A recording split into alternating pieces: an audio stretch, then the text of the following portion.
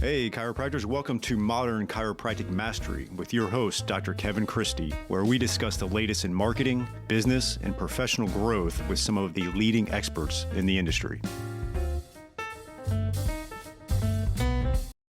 Hey, docs, welcome to another episode of Modern Chiropractic Mastery. This is your host, Dr. Kevin Christie, and today I am bringing Brandy Brimhall on to discuss certain things like insurance credentialing, billing, coding, how to optimize being an in-network provider and the systems and organization around that, how to have checks and balances with your billing, things to consider if you are in network or if you're out in network, but you're billing insurances, or if you're just cash. So no matter what type of practice you run, you're going to learn a lot of information from Brandy during this episode. The first half of this, we do dive into a lot of in-network insurances and some best practices with that, and ultimately, how to logistically make this work for your practice. And then we segue into out of network insurances where you accept insurance, but you are out of network and you do bill for the patient and some of the things you need to look out for with that. And then lastly, we do dive into some of the details of cash practice and some of the pros and cons of all three of those types of scenarios that we discuss. And as you're going to see from this episode, Brandy really knows her stuff and is a wealth of knowledge and a great resource for many chiropractors on the whole revenue cycle. And she defines what she means by the revenue cycle. And there's many points within the beginning and end of that. And her company can help you out with that no matter where you're at. So without further ado, here is my interview with Brandy Brimhall. All right. Welcome to the show, Brandy. I really appreciate your time today. I'm excited to dive into all things credentialing and the like. Before we dive into that, tell us a little bit about yourself personally and professionally. Sure. So, just like we just started talking about a few moments ago, I am from Colorado, and I am still located here, doing the credentialing and really everything to do with the revenue cycle system. It's been a passion of mine for a little over 25 years now. So, because of that, I have gotten certified, as you might know, in credentialing and coding and collections and auditing and billing. And I've spent the last 25 years helping clinics in lots of different ways with that area of their practice. So, this is really the summary of the professional side. On a personal side, I have 13-year-old twins. And anytime I'm not spending time working, which is the majority of the time, I'm doing twin stuff like the rest of us do that have kids at that age. Yeah, it's two jobs for sure. That's for sure. um, Perfect. And so, if you could actually define for me the revenue cycle, what would that look like from beginning to end? Yeah, so we often think of it as, well, we enter our patient claims, submit them, and then post them when the insurance comes back. But I think that's where we have an oversight initially because the revenue cycle really starts when the patient contacts us to initiate care or to inquire about care in our office. And so that's when we're collecting information on their payer, if they have one, making the determination if it's a payer we're submitting to, and then, to expedite the processes or the steps, or then doing the data entry and setting up the patient and the payer for billing. We're reviewing the claims once the charges are entered to make sure that they're correct for coding with modifiers, the patient information, the payer information, all of those things.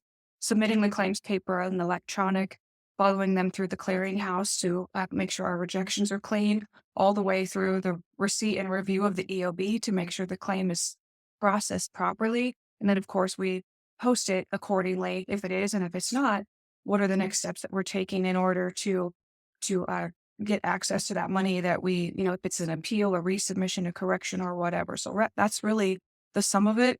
And beyond that would be our patient receivables as well, making sure we're collecting over the counter from our patients and having good processes with patient statements where that applies. So that's the sum of the revenue cycle system end to end. And all the way at the very top of that, as far as insurance is concerned, is making sure our business and our providers are properly credentialed and enrolled so that we are eligible to submit to the third party payers without issue. Yeah, and I get just a bunch of questions I want to tackle from that. But the first one here is: are you seeing like a lot of providers have essentially like this black hole in their billing where they can't keep track of denied claims or trying to reprocess, and they're just losing money that they may not even know of? Yeah, and I would even say that it's not even necessarily in just one place pretty much all of the time, right? So, you know how the docs, we educate our patients on interferences in our nervous system, right? So we're going to Mhm. evaluate the patient and identify and then determine the path forward, right? Make the recommendation of a treatment plan to minimize or remove those interferences in the nervous system. Otherwise, the patients have their symptoms and conditions that will continue to progressively worsen over time. The same thing applies to the revenue cycle system if you would look at it that way and just look at all of the moving parts of the revenue cycle system. And so, one of the things that I do all of the time is help clinics to identify the interferences in the revenue cycle system so we can determine the fastest pathway to minimize or remove those interferences through the multiple moving parts of the revenue cycle system, like I mentioned before. So, to your question, absolutely. There's certainly a black hole, always weak areas in clinics where we just either don't know, excuse me, or don't have the time to get to the things that are really our pain points in the clinic. And because of that, we find ourselves just constantly, having a deeper hole to dig out of. Yeah.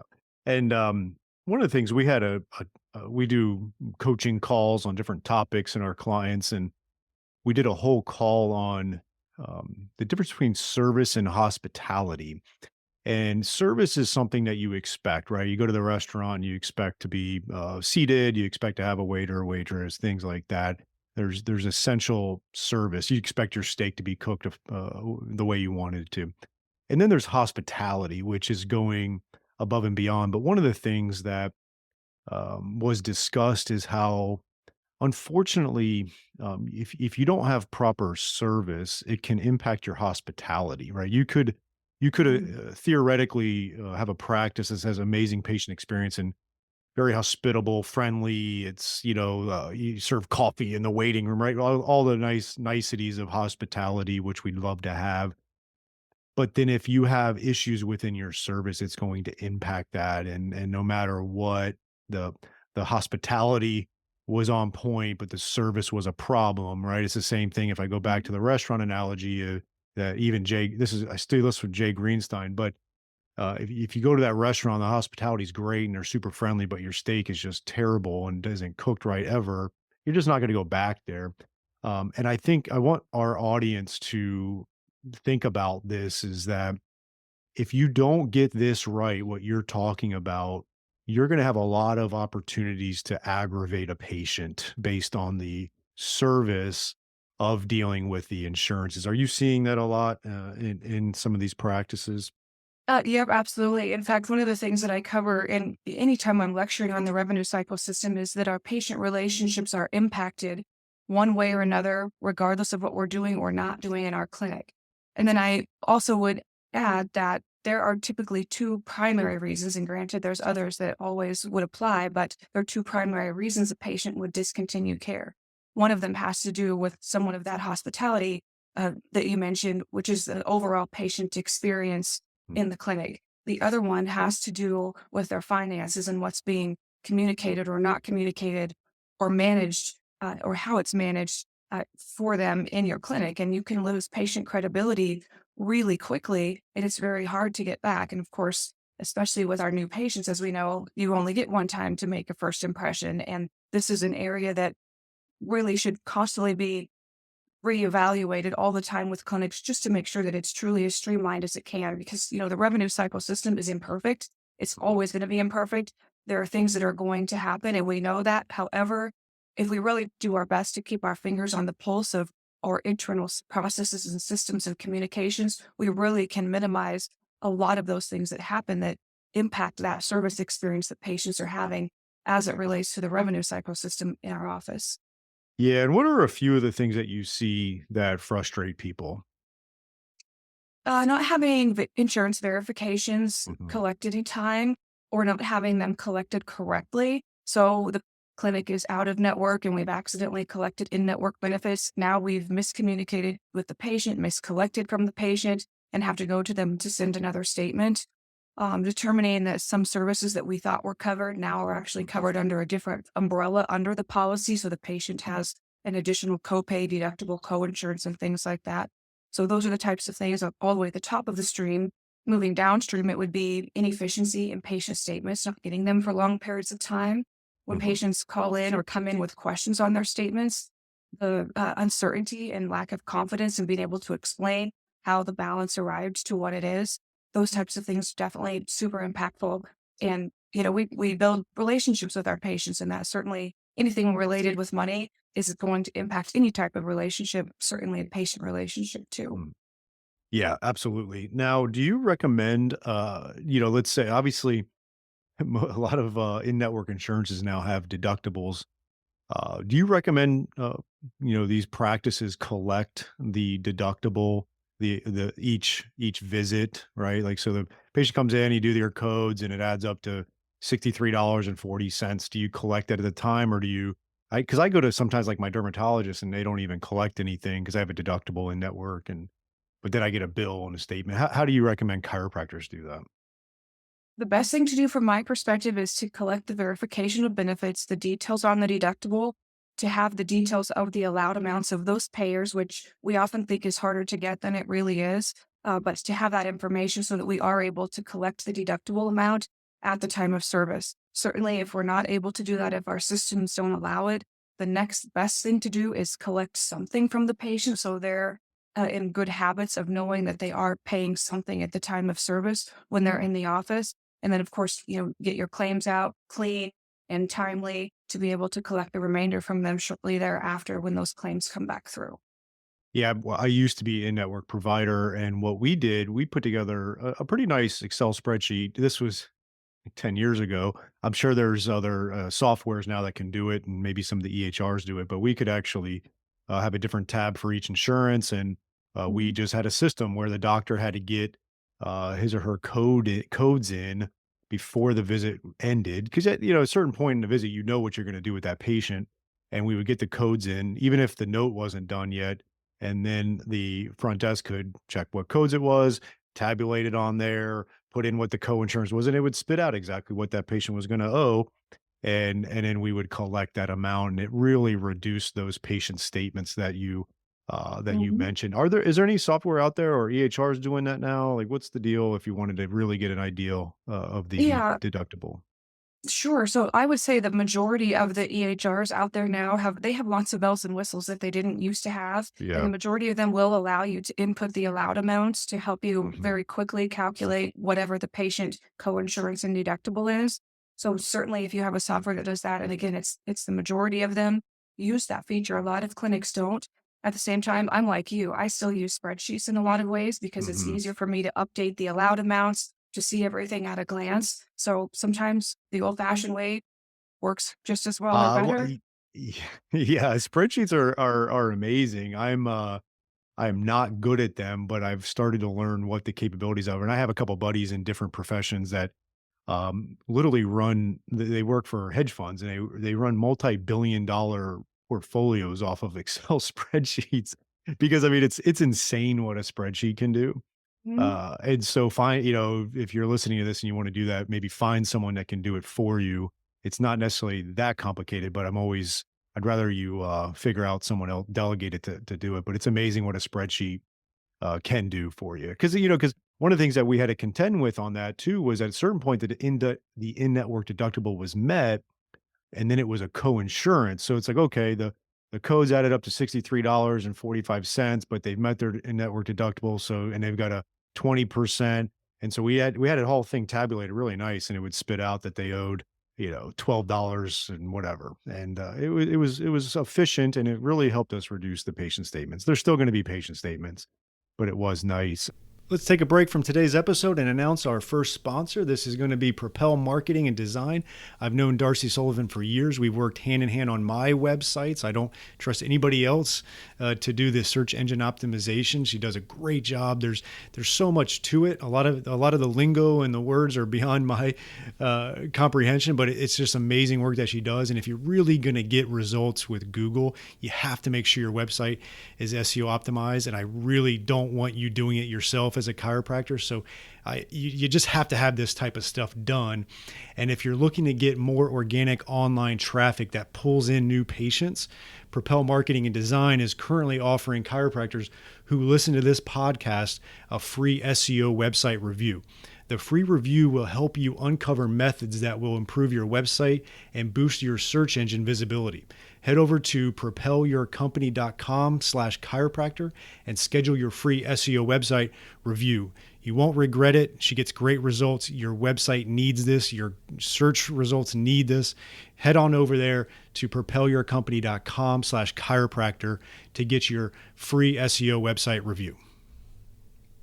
On that topic of on patient statements, and this isn't going to be for some of our audience that may not be in network with insurance, is we're going to have a little segue here in a minute to some of the cash conversation there. But for those that are in network with insurances and they have patient statements, often, what's some of the best practices around that of, getting those out in a timely manner, getting people to pay it?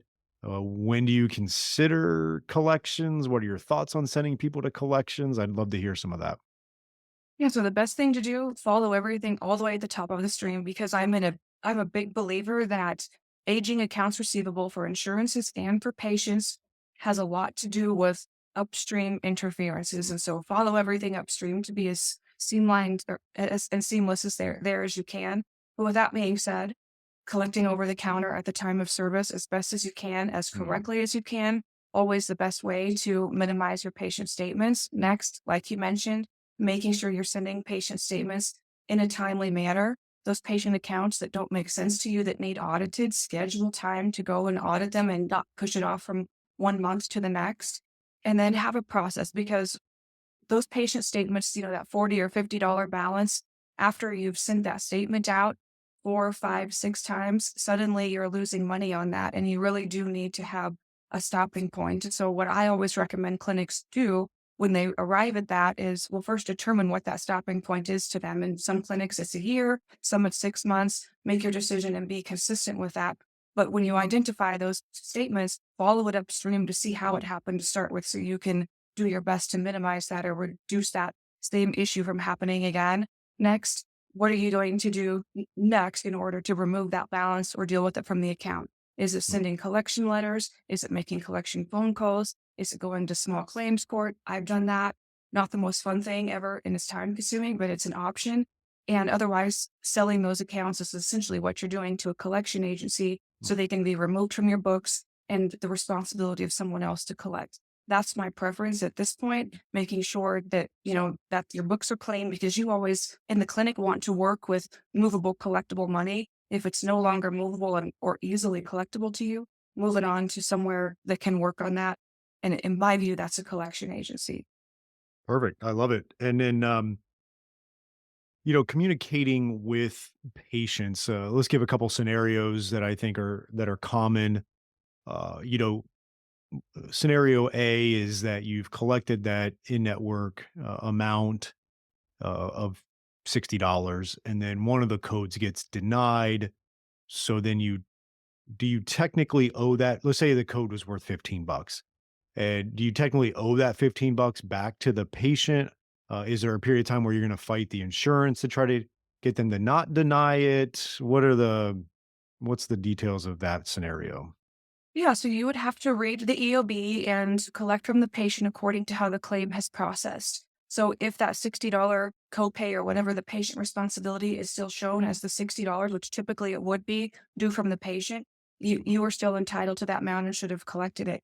With that being said, your denied procedure code, you'll need to read those EOBs, the remark Mhm. codes, to determine why that charge was denied. Was it denied because of a missing modifier, because of insufficient diagnosis, because of a payer error, because documentation was requested and you need to send it in, because prior authorization was required, or whatever. In any event, determine why it was denied, and that will help you to determine what your next step needs to be as far as collecting on that charge if you're able to at that point. Sometimes you're not because it's, coverage has maxed for those Mhm. types of services. In that case, you adjust the charges and post the EOB according to how the EOB reads. Other times, You're appealing it, you're submitting records, you're correcting your coding, whatever you need to do in order to get that charge back through and processed.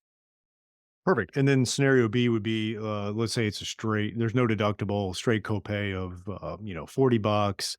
Your codes add up to 60 and, you're expecting $20 from the insurance. You got the 40 from the patient. The insurance denies a code. So that patient actually owes you $20 now, which if you fought it and everything and they're just going to deny it, they owe you the 20. How do you like, what are your recommendations on communicating with these patients to, again, not let the insurance company, which they always do, but let them impact the patient doctor relationship there? Well, I think it's important to keep in mind that every EOB or ERA that we get in our office, the patients get a copy of also. So Mm, they have the ability to see what was processed, how it was processed, and why the patient balance is what it is. Understanding they're not always going to read it, but they do have a tangible resource directly from their insurance company with their name on it because it was mhm, addressed to them that explains them the processing detail. When I was in the clinics all the time, that was one of the things that we did was we would look at the EOBs specifically. Importantly, it's very essential for clinics to make sure that they're preparing claims, meaning they're processable by the insurance company to the best of their ability, submitting them correctly to the best of their ability, and taking whatever next step needs to be taken on denied charges if there are denied charges. So we have to read our EOBs. But mhm. with all of those things in place correctly, then we're in a good position to have that dialogue with the patient if they ask. Oftentimes we send out the patient statement, they may call in and we can show them, here's a copy of your EOB. By the way, if you haven't already received a copy, you will be receiving one also to review in detail. And we can always let them know that they are able to contact their insurance company directly if they would like and if they have specific questions. Perfect. Love it. And I think if you do that with a smile, it'll be even easier, Mhm. right? Let's take a short break for one of our great sponsors, TrackStat. It is a new type of software plugin for your EHR that combines patient communication, marketing, automation, and statistics with patient and employee tracking. Built by chiropractors for chiropractors, it shows your team what to focus on each day. See patient visit habits, missing information, unpaid bills, insurance collection visit average, and more. Great visibility of data so you can focus on filling your office with your best patients. When you can see what your staff and patients are doing or not doing and take action accordingly, your profits naturally grow. Take TrackStat for a test drive in your office with our free trial. Not a techie, no problem, we can help. To get started on your free trial, visit trackstat.org and watch the demo. That is trackstat.org. Now, what are your recommendations? And I'm not sure if your company does this or whatever, but let's say a practice, because I've seen this happen many times, whether it's you have in-house billing or you outsource to a billing company. What are your recommendations for the owner of the practice to have some kind of oversight to make sure that they're not losing money because either a billing company or a billing person in-house is not doing their job, not fighting it, not understanding it? Maybe sometimes it's blatant neglect, and sometimes it's just, it's ignorance. They don't know what's happening there. What are your thoughts on oversight, and what do you recommend? Yeah, as far as recommending, I'm an advocate of both in-house and outsourced billing. I love both of them, and I think whatever is best for the practice is ultimately best for the practice, and that's a decision for them to make. As far as oversight, with an outsourced billing service, I think the best advice I ever would give to someone is to know that you can and should be monitoring those processes and having communication with that person or that entity just as you would someone in your Mhm. office. We monitor by statistics, so you can pull your AR reports, your collection reports, all of the details, and it doesn't take a long time. It's not, anything overly scientific, but you can compare 1 month to the next as far as your rejections, your claims that have gone out, your Mm. reimbursement, your AR. Is it climbing? Is it reducing? All of those types of things. The same processes you would have internally, have with an outsourced billing service. And when you meet with them, because they're all different in many ways, make sure that you fully understand where their role starts and where it stops. And so that the clinic isn't overlooking in the passing of a baton, because that's sometimes, actually, a lot of times, one of the things that happens is, oh, well, we thought our billing service handled this, but really they don't. Some of the common things are, oh, we thought that they would do the verifications for us. Oh, we thought that they would get our pre authorizations. Oh, we thought they would call the attorneys on all of our PI claims, but they Mhm. haven't, they're not doing that. So make sure you're clear on what, where you start, where they start, and whose responsibility is what. No, it makes sense. Let's take a short break from today's episode to tell you about the best decision I've made in my clinic in the last 10 years, and that has been adding shockwave therapy to our clinic. The outcomes have been really impressive. Certain conditions we were struggling with in the past, we're now seeing results with the shockwave therapy for that. And second of all, the ROI has been really good. You know, when you make a big investment in something, you want to see a return, and we're seeing that return in clinical outcomes and in our investment, and that's been really nice to see. I chose Keenest Medical for 4 reasons. One is the technology is top notch. You have to have great technology. There's a lot out there that isn't quite up to snuff. The second thing is they have a really good clinical training. They have an exclusive partnership with Academy of Shockwave Excellence so that you can become clinically proficient in shockwave. You do need to get skilled at it. I think that's a big differentiator between practices that are getting great results and seeing the ROI is they have a great clinical aspect to that as well. So you want to get trained appropriately. Third is they have in-house service team for all of your technical support, which is key when you're investing in a machine like this. And then lastly, they have a very in-depth marketing and business support for you so that you can launch this into your practice effectively, that you can get that ROI on it, that you can get the clinical outcomes. And they also have really good financing options if you need that. So go to kinasmedical.com, KINAS medical.com, mention MCM podcast and receive a free shockwave in practice book with a purchase of a unit. So that's kinasmedical.com, KINAS medical.com, and mention MCM podcast. We're going to segue a little bit, but before I do, I just kind of, you know, I think there's a trend of a lot of chiropractors that are, going cash. They're not doing the in-network thing. I built my practice in network and then went out of network, and and there's a lot of pros and cons. But I will say, like, just because my practice is not in network with insurances doesn't mean I'm against it. And I think there's a lot of variables, and I can say with the insights I get from working with a lot of chiropractors, whether we're coaching their practice or they're in our mastermind, some of the biggest practices that I know in the evidence-based world are in network with insurances. I mean, there's definitely some cash practices that are big. Not saying that, but the ones that I see that are generating 750 a year, a million, 1.5, 2. They are in network with insurances, and they have built really good systems to maintain that, and they are paying themselves handsomely in their personal life. They're making a professional wage, and they've built a team around that to do it. Now, at the same time, I know a lot of in network doctors that are also struggling. But I remember listening to a podcast, and I want to say it was Tim Cook, the CEO of Apple, who took over. I want to say it was him. It was definitely a huge company, and I think it was Tim Cook when Steve Jobs had passed away. And the thing that Tim Cook was uniquely skilled at was actually logistics. And as you can imagine, a massive company has logistical nightmares that are beyond the scope of what we can imagine. And this particular CEO was just he was a savant at logistics, and he paid a lot of attention to it. And I bring that up because as a chiropractic business owner, if you're going to be in network with insurances, you're going to really have to pay attention to the logistics of it. And you're going to have to know that you can do it. I know practices that have amazing logistics around insurance, and it's not the nightmare that one would think. It's not easy, but it can be worthwhile. And so, what are your thoughts on that long little soapbox I was on with that? Do you see some of the same things that I kind of mentioned there?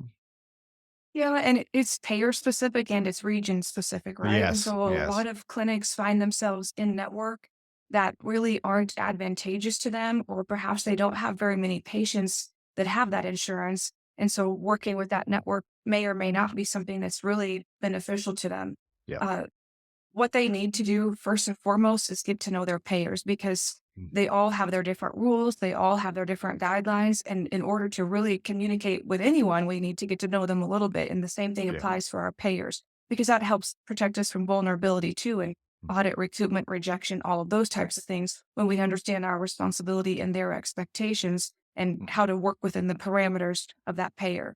But yeah, it really is everywhere. One of the clinics that's with the credentialing service, one of the calls that I get probably close to every day is, I don't know which networks to be in, so should I mhm, just get in everything? And I would say, no, don't do that. What you mhm, need to do is do some investigating in your region. What payers are most common and prominent in that region? What employers are, have at the Blue Cross or, Cigna, Aetna, whatever those networks are, and determine from that information what might be a good first choice for you. Medicare is really common and, most everywhere. The yeah. Department of VA, a really good one. So you can get a good grasp on a few of what's likely to be your best payers. And then after that, your patients really start deciding for you because you're going to have Mhm, patients calling in or coming in saying, hey, do you take Humana? Hey, do you take this? mhm. Whatever. And as you start to see those types of payers, that helps you to decide, okay, now I need to investigate this network to determine if it's something that I should and can do, and then move forward with the credentialing and enrollment if that's ultimately your decision.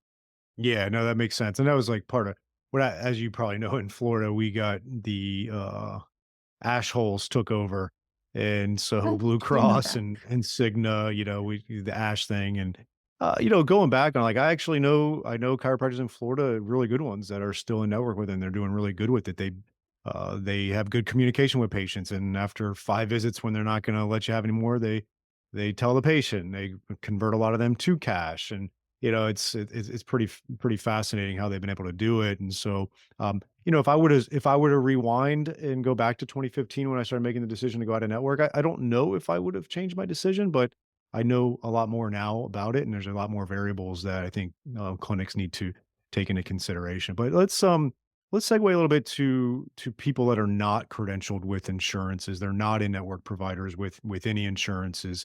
Let's exclude the Medicare thing for right now. Do you work with clinics that are not credentialed with insurances? Yeah, a lot of them. Coding still matters. We still have that's a part of the complete and the correct record is coding, Mhm. making sure that we know our state laws for how we can establish. Some of them do packages and payment plans and things like that. So we have to investigate what they are able to do in their region. So I help a lot of clinics with all of that side of their practice, totally unrelated to the credentialing enrollment and the insurance billing. So like billing compliance, right? Exactly.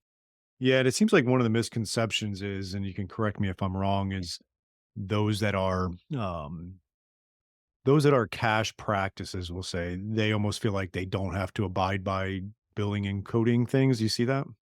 All the time. In fact, the most common phrase is, "Well, I'm under the radar." And so there's no such thing as under the radar. Hmm. You have a license, you're seeing patients, you're practicing, you're on the radar. It could be with your state board. You could be requested records and information from an attorney, another provider, even an insurance company in some cases.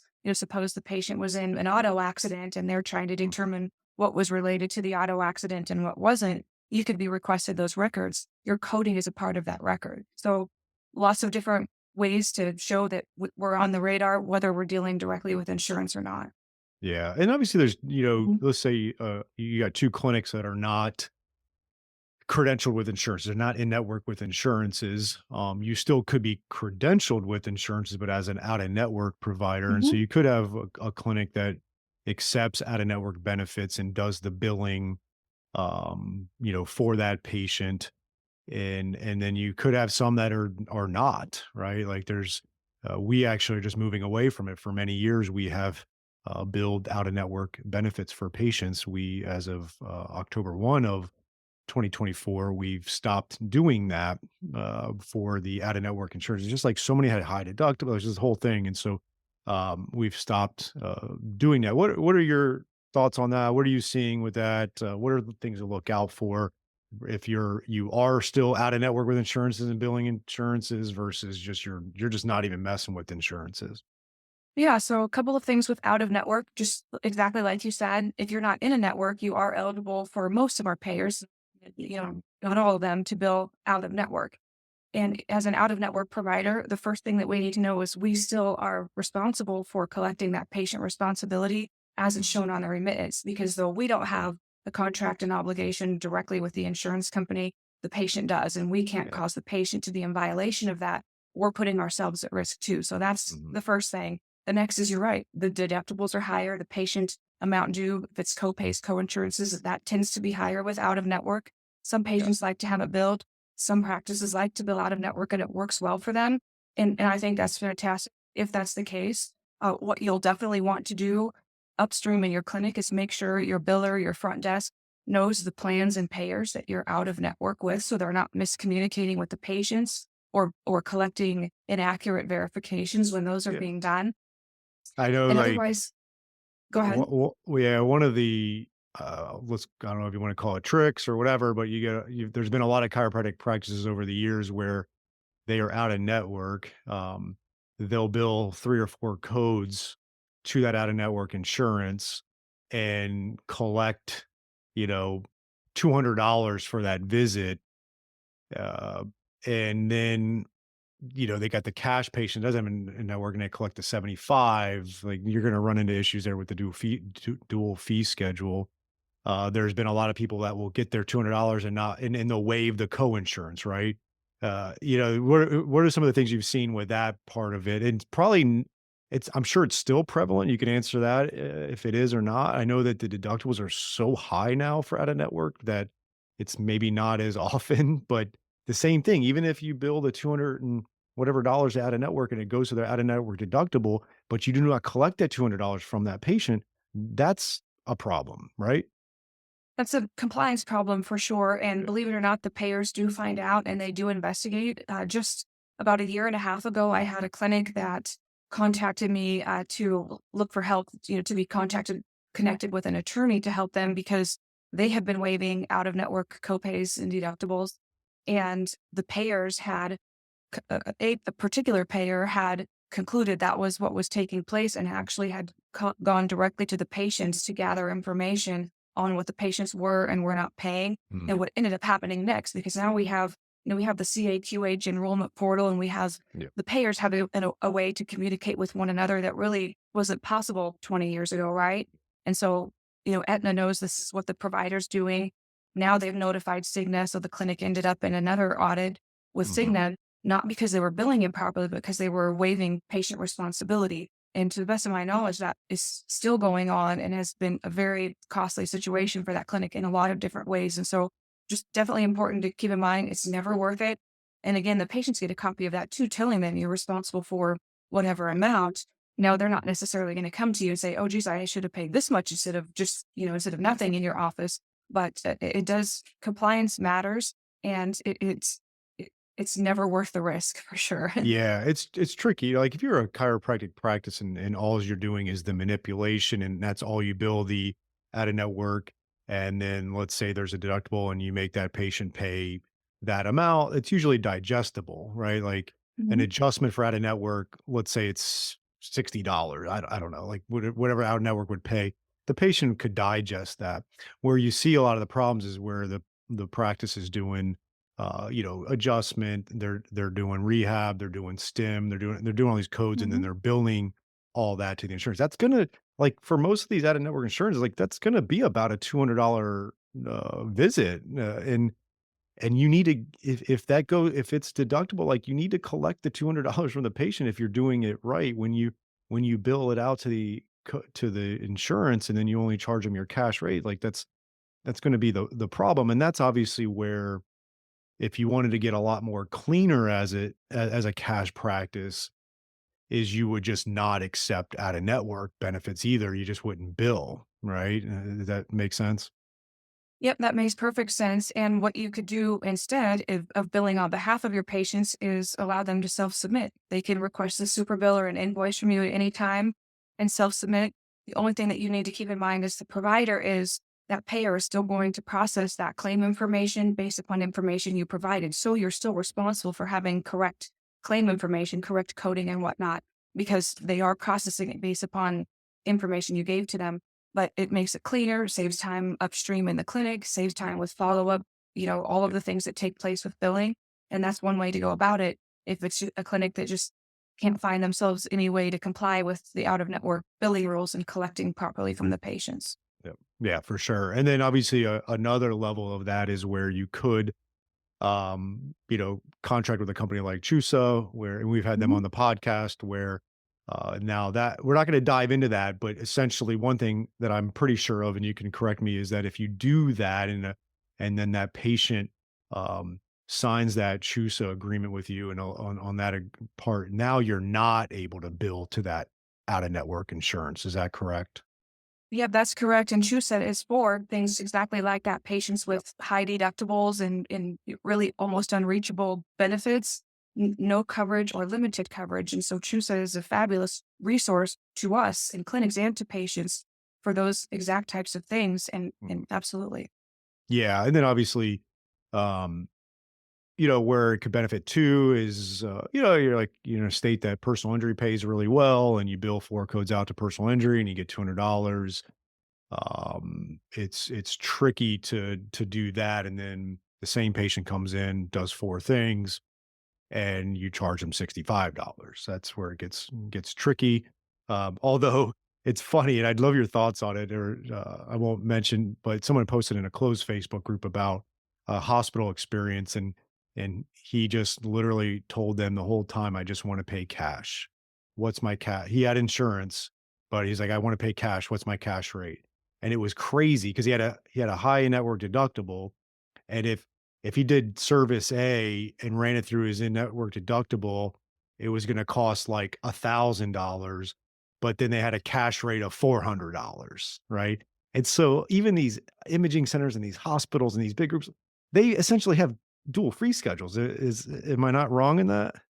No, you're right. And I do think in some ways they have some latitude that is different than what we have in our types of facilities, but at the Yeah. same time, their rules are, very like the No Surprises Act and the good faith estimate. Yeah. There are things that clearly are questionable and how, what their processes are as far as collections. But to your point, I've done the same thing numerous times, knowing that I'm likely to pay less not having insurance or not using my insurance versus using it and then having to pay the deductible because then I'm bound by my contract and they have to collect it. They Yep. don't have the same type of wiggle room as they do if I'm not using any insurance and Mm. it's different for them. So yeah, I'm right there alongside whoever Yeah. posted that because I've done it too.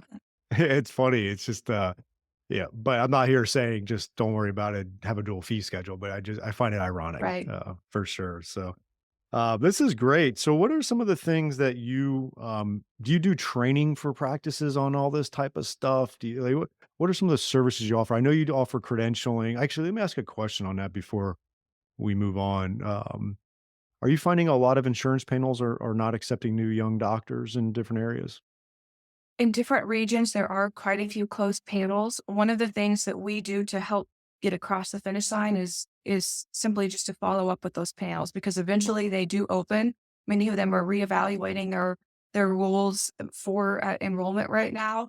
But at the same time, for clinics that are chiropractic and now they're newly integrating, sometimes bringing on a medical doctor or a DO or a nurse practitioner opens up a door for you for enrollment that maybe you didn't realize before with the panel. So there's different things to look at, but we follow up with those panels. But again, to your question, yes, definitely close panels. Best thing to do, be persistent and follow up with them because eventually they'll open. You can't take your fingers off the pulse of it or you'll find yourself having missed the window. Yeah, and do you help, practices that are looking to medically integrate with credentialing as well, or is that a different animal? We do lots and lots of credentialing for the multi-specialty clinics that are Mhm, already integrated or that are newly integrating and they're having to shift everything over under a different business mhm, group with the expanded or broadened other specialties. So we do a lot of credentialing for that. Not quite half, I would say, but it's mhm. a lot. Mostly chiropractic. Yeah, love it. Great. And then, Yeah, what are some of the things you're doing for practices aside from that? Obviously, we got credentialing, you're doing some with even medical integration. I obviously probably do training on billing and coding, but do you help with kind of the logistics of it, like lay out a map of like, look, this is how you need to implement in your practice to have a proper billing system? Yeah, so in addition to the credentialing and enrollment, so we do end-to-end credentialing and enrollment, lots of help and almost like help desk type support. So I get a lot of questions of, you know, hey, this denied, what do I need to do next? What's my state law for that? So help desk type questions from clinics all over the place on coding, billing, and compliance things. But otherwise, clinics that say, hey, you know what, we're struggling in these different areas of our billing, or we're trying to figure out how to build a system that's manageable and workable that we Mhm. can get ahead of and stay ahead of. We have actually a lot of recordings on that to help them too, but we schedule private sessions on Zoom, similar to what you and I are doing right now, other than we're screen sharing and going through their specific steps and processes and helping them to establish that, while at the same time being support as they begin to execute. Here's phase one of what we're implementing for your billing processes, and then we'll come circle back to make sure that's moving along, and then into step two and so forth. So it's very custom for every single clinic. Awesome. I love it. Well, this has been amazing and a wealth of knowledge, just like when we first met at Jay Greenstein's event there this year in June in DC. I thank you for your time. Where can our audience reach out to you if they want to find out more information or want to work with you? Yeah, they can reach me at Brandy. It's with a Y. So Brandy at rapidcredentialing.com. And they can also go to the Rapid Credentialing website, and that is rapidcredentialing.com. And they can contact me. There's a contact us right there that comes straight to me also. Perfect. This was great. Thank you so much. Absolutely. Thank you. If you want to make the shift from busy, broke, and broken to time free and cash confident, or you just want to continue with the exponential growth, check us out at modernchiropracticmarketing.com. Look at the MCM Mastery tab, watch the short video on there, and check out what we are doing now for evidence informed chiropractors. We are equal parts coaching and marketing done for you. Yes, you shoot some videos, we help you with campaign strategies and ideas and really become a thought leader in your community. You shoot those videos, you send them to us, we produce, edit, and brand them to you. Then we distribute them through all of your channels. We also take them and we turn it into one good blog per month. And every other month, we have Darcy Sullivan producing a robust blog with a topic that you pick from her database to help with your SEO. So we essentially become your content marketing agency to make sure your practice is always having ethical, elegant content marketing to help grow your practice. On the coaching side, we also help you with everything from marketing ideas to business, communications, finances, anything practice growth, and really try to help prevent you from being stuck on that island. And we hold you accountable. We have a great group of doctors that are just doing amazing things, and we look forward to help you out to take that next step in your practice. So again, check us out at modernchiropracticmarketing.com and learn more.